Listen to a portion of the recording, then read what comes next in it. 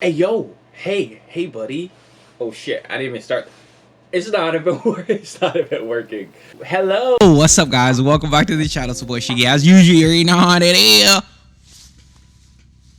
This video is probably one of the most asked videos I get. Not necessarily asked videos, but one of the most frequently asked questions I get on what camera to get or what cameras do I use and what lenses do I use. And recently I changed all my gear and there's so much new gear that you guys won't even know of. I'm gonna just pretty much update you guys and everybody that is new to the channel. Welcome to the channel. Okay, this is not a what's in my camera bag because I'm not gonna show you the bag side, so I don't know if I should call it what's in my camera bag.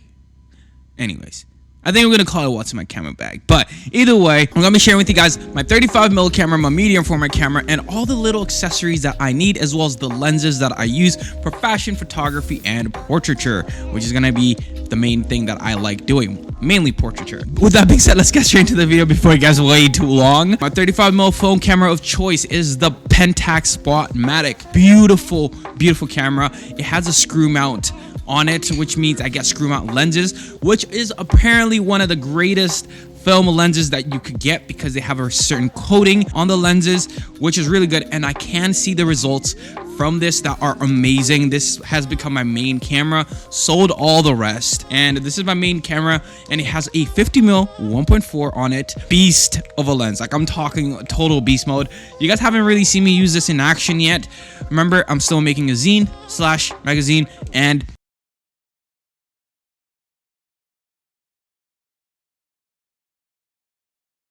you're gonna see a lot of the new work with this camera on there because I'm shooting a lot of 35mm. But with the lenses for that camera, remember, screw mount lenses.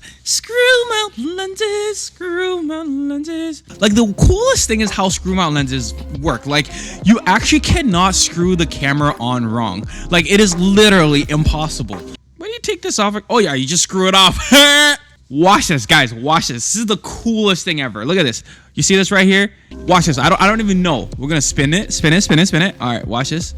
You just start spinning. And what's insane about it, you actually do not ruin the threads. It is literally the coolest thing. You cannot screw on the lens wrong. It is literally the coolest thing. It always centers itself. Really awesome. I don't know how they did that, but they did it. Okay, so guys, for my fashion portraiture / fashion photos, I like using a 200mm, as well as the new lens that I use, which is the Pentax 135mm. Wait, it's here. I don't know why. It's a 135mm f2.8, which is a really beastie lens. I haven't actually gone to use it quite yet, but I will be using it over the weekend. When you're shooting film, the lenses are more important, so it's not like digital where your sensors like 20 megapixels and 100 megapixels. Film is not that way. The lenses had to be made specifically, and they get special coating, and that's why a lot of like photographers get like adapters and use vintage lenses on there because they have so much character. I'm very fixated on character more than color or usability and all that type of stuff. So these lenses are really good from what I've gathered and what I've done research on. So with that being said, for my medium format camera, I have the Hasselblad 500C. Gorgeous camera, as you guys can see. Absolutely amazing. Oh my god, look at this juiciness. Guys, I literally have it in front of my desk just so that I can look at it. I don't know what it is. I just want to look at it. This camera is literally like so gorgeous. Like, the way it operates, the way it looks, the way it feels. It just feels like $1 million. It feels like $1 million. But this is the camera that I use. Why did I pick this camera?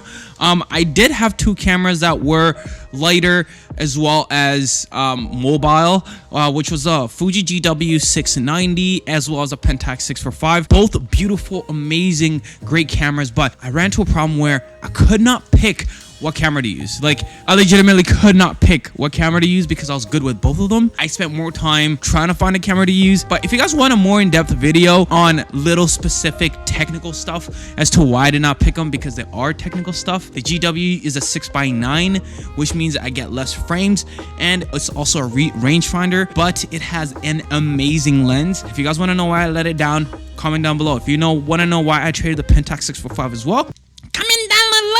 On the Hasselblad, guys, I have the 80mm f f2.8, which is a beastie lens, a really beastie lens. I think it's equivalent to 45 millimeter on 35 mil, which is a really good focal length. So this is sort of like the 50 mil for Hasselblad. It's a really good, not necessarily too tight, a little bit wide lens, and it's really awesome. Has a waist level viewfinder, and I also have a eye level viewfinder that goes on top of the camera, and it'll give me extreme mobility, and I could shoot eye level because I like shooting eye level, especially if I want to like do different compositions. Having this makes it a lot easier. And I just recently picked this guy up, guys. I know I'm gonna be eating ramen, guys. I'm gonna be eating ramen for literally, I kid you not, I'm gonna be eating ramen I'm gonna be on a ramen diet for, I think, even like 3 months or like something crazy. Yeah, I just sacrificed and I pretty much picked up a 150 mil because the 80 mil has a really long focusing distance, which I really don't like. But with this guy, I can be really tight without actually needing to get an extension tube. I didn't want to get an extension tube for the 80 mil because if I got that means I would have to get so much more closer to my model, and I kind of like being a fly on the wall,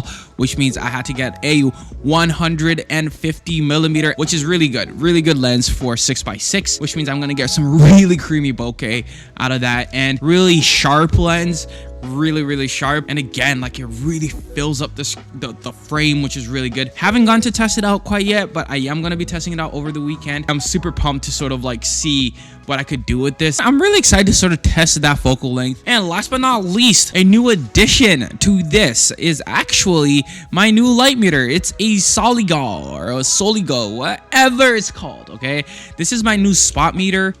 It's so fun to just press this button.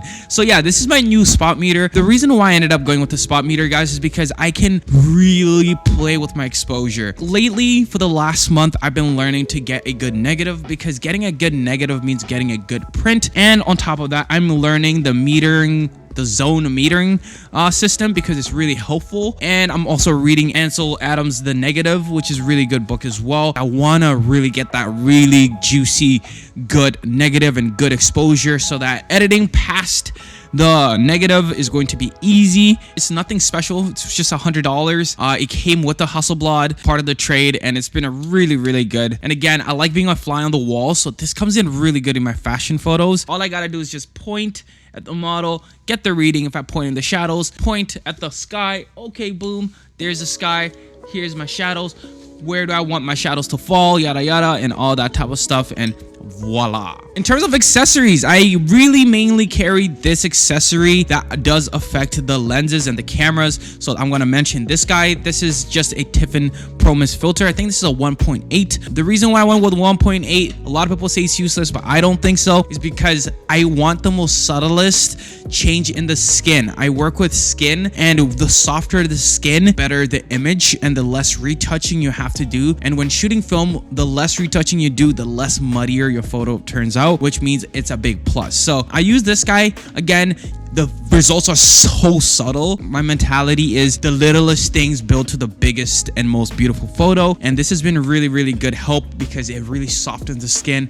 It softens everything up, not a lot, not visually, like, you know, like the 1.4 or the 1.2. So another thing that I do have as well is a cable release. Yeah, that's pretty much that. That's all I use. With that being said, guys, thank you guys for tuning in. Tell me what gear you guys use, and if you're a Hasselblad user, please recommend some accessories or some really cool things. I'm really looking to customize my Hassie to be perfect for me, and let me know what you guys are shooting. Like, I want to know what everybody's using, because I'm very curious. I'm still trying to discover my most perfect camera. I know I said the Hasselblad is my dream camera, but I don't know if it's practical quite yet in terms of like my workflow, because I'm not where I want to be yet. So I might get rid of it. Who knows? This is my main setup right now as of, I forgot the month, April. I'll just say, have a good day. It's the boy Shingy, as usual. Hit the like button if you like this video. Hit the dislike button if you don't like it. If you're new to the channel, hit the subscribe button. Woohoo!